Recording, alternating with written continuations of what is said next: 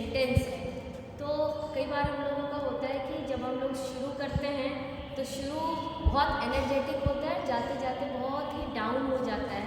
तो कई बार जब आप स्टेज पे बोल रहे हैं, जब आप पब्लिक स्पीकिंग कर रहे हैं या किसी प्ले में भी आप देखिएगा वॉइस का बहुत रोल होता है और इसके लिए प्रैक्टिस बहुत इम्पॉर्टेंट है।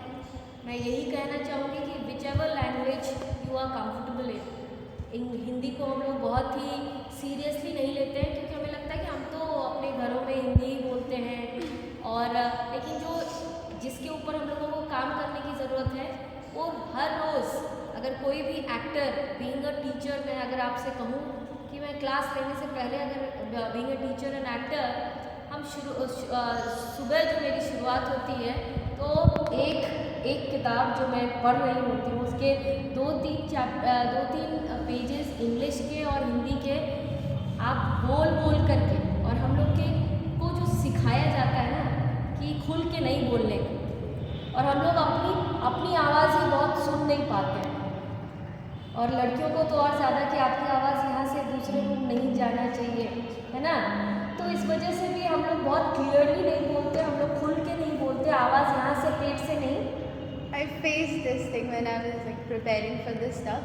So I had to like say out loud and it was a bit dramatic. So I was very embarrassed because I share a room with my sibling and I was very embarrassed that they're gonna mock me for saying it like that.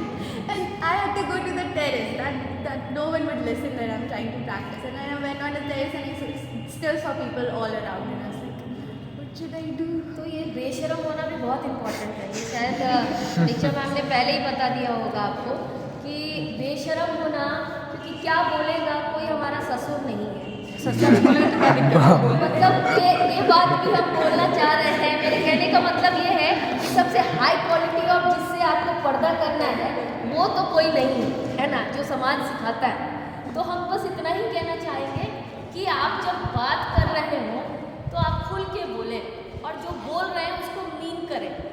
कई बार हम देखते हैं कि जब आपको कोई Shakespeare या कोई क्लासिकल प्ले दिया जाता है तो आप ना मिमिक करने लगते हैं कि वो रोमन स्टाइल ऑफ स्पीकिंग क्या है, आप उस स्टाइल में बोलने की कोशिश करते हैं और आपको अपना एक्सेंट और अपने तरीके का जो हमारी जो इंग्लिश है, बिहार की जो इंग्लिश है, इसका मतलब ये नहीं है कि हमारा प्रोनाउंसिएशन ठीक ना हो, ये ना हो, लेकिन आपको मीन करके बोलना चाहिए।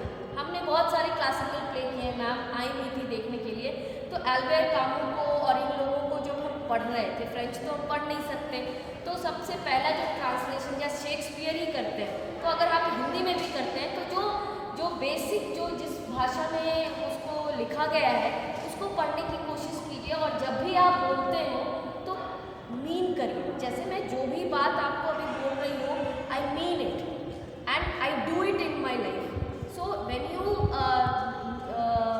मीन सर्टेन थिंग और जो आप प्रैक्टिस करते हैं, तो only last thing which I want to tell you about speaking skill or public speaking is only thing is practice and practice.